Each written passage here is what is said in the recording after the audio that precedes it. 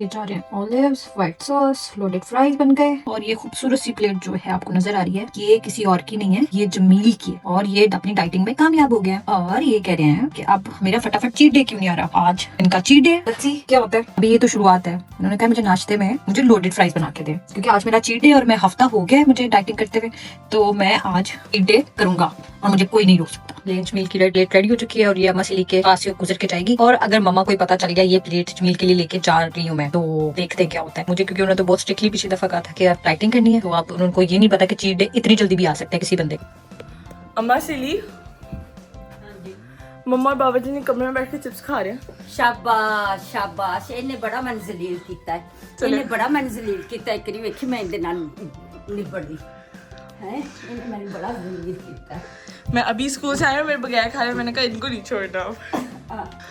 शाबाश पकड़े शाबाश, गए। मेरी जिंदगी दे, ये लो। जिंदगी दे। मैं नहीं खा रहा। तेरी लानत मेरे नाम में तो मन जलील करता है। मैं नहीं खा रहा। नहीं खा रहा है, और खा रही है, खा रहा है तेरा। अलियाना को खिला रहा हूँ। हाँ, अलियाना खाती पी बच्ची। अलियाना ये लो बेटा। अलियाना तू संगो जलील कितना है तू मैनू है। मैं मेरा इतना वजन है, इतना मम्मा ने बना के दिया, मम्मा ने बना के दिया। कहती खा ले मैं नहीं खाने की खा।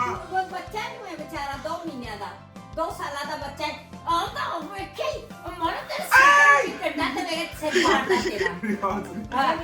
ये मैं नहीं खा रहा, अलियाना खा रही है। अच्छा और खा मेरे बगैर बैठ बैठ के। ये लिशिमा की है। मेरा मेरे बिठा दो। तू ना तू बड़ा मैं तुसी ताल किता है जरा। अम्मा चली ये मम्मा ने बना के दिया। साडी छुट्टी एने बना के। बस ट्रेनिंग करेगा। खाओ खाओ लो स्वाद आपदा यही छुट्टी हो जावे ना, बस ਉਹਨੂੰ ਅੰਦਰ ਵਾਰਤੇ ਨਾ ਆਪ ਤਾਂ ਸੁੱਕਦੇ ਹੀ ਤਵੀਤ ਵਾਂਗੂ ਛੋਟੀ ਵਾਂਗੂ ਹੈ ਤੇ ਉਹ ਐਡਾ ਮੋਟਾ ਕਰ ਦਿੱਤਾ ਕੋਈ ਆਦਾ ਹੀ ਤੈਨੂੰ ਅਕਲ। ਮੁਝੇ ਨੂੰ ਨਹੀਂ ਅਕਲ ਆਦੀ। ਮੈਨੇ ਭਾਵੇਂ ਕਿੰਨਾ ਮਰਜ਼ੀ ਖਾ ਲੈ, 10 ਮੁਰਗੇ ਵੀ ਖਾ ਲੈ, ਤੈਨੂੰ ਨਹੀਂ ਲੱਗਦੇ, ਉਹਨੂੰ ਤਾਂ ਪਾਣੀ ਵੀ ਲੱਗਦਾ ਹੈ। ਆਪਾਂ ਨਹੀਂ ਪੀਂਦੇ, ਪਾਣੀ ਵੀ ਲੱਗਦਾ ਹੈ। पानी भी बंद कर दे। ਹਾਂ ਹੱਥ ਲਾ ਦਿੱਤੀ ਏ ਜੋ ਵੇਖੇ ਨਾ ਤੂੰ ਆਪਦੇ ਬੰਦੇ ਦੀ ਵੇਖੇ ਨਾ ਨੁਕਸਾਨ ਦੇ ਘਰ ਦੀ ਪਈ। ਫੋਲੋ ਵੀ ਕਰੋ ਤੇ ਸਬਸਕ੍ਰਾਈਬ ਵੀ ਕਰੋ। सब्सक्राइब ਮੈਨੂੰ ਵੇਖਦੇ ਜੇ ਤੇ ਮੈਨੂੰ ਮੇਰਾ ਦਿਲ ਨਹੀਂ ਵਧਾਉਂਦੇ ਜੇ, ਮੈਨੂੰ ਫਰਾਈਟ ਵੀ ਕਰਿਆ ਕਰੋ ਨਾ। सब्सक्राइब ਸਬਸਕ੍ਰਾਈਬ ਸਾਰਾ ਕੁਝ